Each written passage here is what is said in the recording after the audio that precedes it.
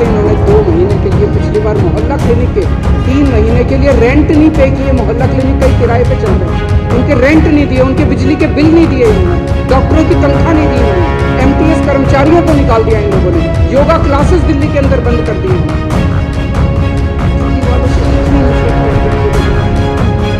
दिल्ली वाले बीमार होते हैं, बीजेपी वाले आनंदित होते हैं। दिल्ली को बर्बाद करना चाहते हैं बीजेपी के लोग।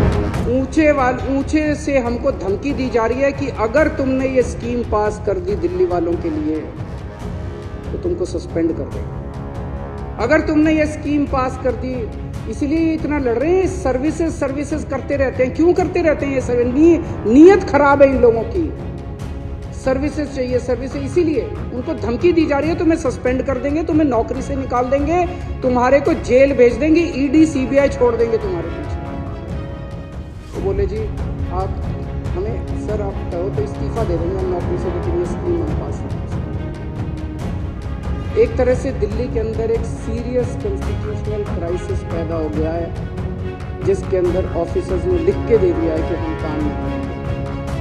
अगर वो काम नहीं करेंगे, ऑफिसर्स लिख के दे रहे हैं कि काम नहीं करेंगे, सरकार कैसे चलेगी? क्या सरकार 2 दिन भी चल सकती है? क्या ये शोभा देता है केंद्र सरकार को, बीजेपी को? ये शोभा देता है? इस स्थिति के अंदर उन्होंने दिल्ली की चुनी हुई सरकार को लाके खड़ा कर दिया है। और इस सारी के पीछे कौन है? इस सब के पीछे बीजेपी है। बीजेपी दिल्ली वालों से नफरत कर रही है, नफरत कर रही है। दिल्ली वाले दुखी होते हैं, बीजेपी में खुशी की लहर दौड़ जाती है। दिल्ली वाले दुखी हैं, दिल्ली वाले बीमार होते हैं, बीजेपी वाले आनंदित होते हैं। दिल्ली को बर्बाद करना चाहते हैं बीजेपी के लोग। जैसा परसों मैंने बताया था, किस तरह से इन्होंने 2 महीने के लिए दिल्ली के अस्पतालों की दवाइयां बंद कर दी, किस तरह से इन्होंने 2 महीने के लिए पिछली बार मोहल्ला क्लिनिक के 3 महीने के लिए रेंट नहीं पे किए। मोहल्ला क्लिनिक कई किराए पे चल रहे हैं, उनके रेंट नहीं दिए, उनके बिजली के बिल नहीं दिए इन्होंने, डॉक्टरों की तनख्वाह नहीं दी इन्होंने, एमटीएस कर्मचारियों को निकाल दिया इन लोगों ने, योगा क्लासेस दिल्ली के अंदर बंद कर दी इन्होंने। दिल्ली वालों से इतनी नफरत करते हैं ये लोग। और मैं दिल्ली वालों को कहना चाहता हूँ, जब तक आपका बेटा जिंदा है, इन बीजेपी वालों के सामने दीवार बन के खड़ा है, बाल बांकर नहीं।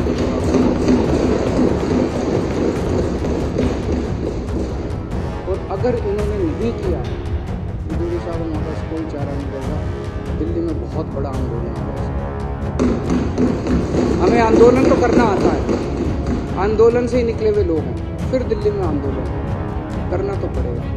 सीधी उंगली से कर दो, नहीं तो उंगली टेढ़ी करनी पड़ेगी। जनता करेगी, हम नहीं करेंगे।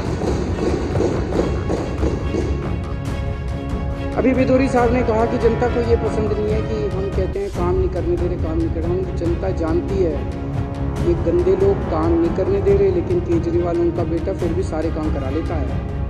आपने मोहल्ला क्लिनिक रुकने दिए हमने, आपने सीसीटीवी कैमरे रोके, एलजी के घर, उनके वेटिंग रूम के अंदर 10 दिन तक दिल्ली का मुख्यमंत्री वहाँ पे धरना, उसके कमरे के अंदर धरना देके आया था। सीसीटीवी कैमरे तब पास हुए थे। आपने पिछले साल दवाइयाँ रोकी, हमने फिर चालू कराई। आपने फरिश्ते स्कीम रोकी, हम दिल्ली सुप्रीम कोर्ट गए और सुप्रीम कोर्ट से फरिश्ते स्कीम पास करा के लाए। आपने जल बोर्ड का पैसा रोका, 6 महीने आपने जल बोर्ड का पैसा रोका, हाई कोर्ट से ऑर्डर करा के ले आए, जल बोर्ड का पैसा मिलेगा। आप काम रोकते रहो, हम काम कराते रहेंगे।